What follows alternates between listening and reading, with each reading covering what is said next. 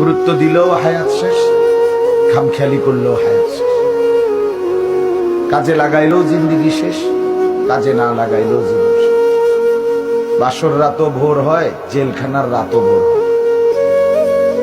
কষ্ট আর মুসিবতের রাতও শেষ হয়, আনন্দ আর ফুর্তির রাতও শেষ হয়।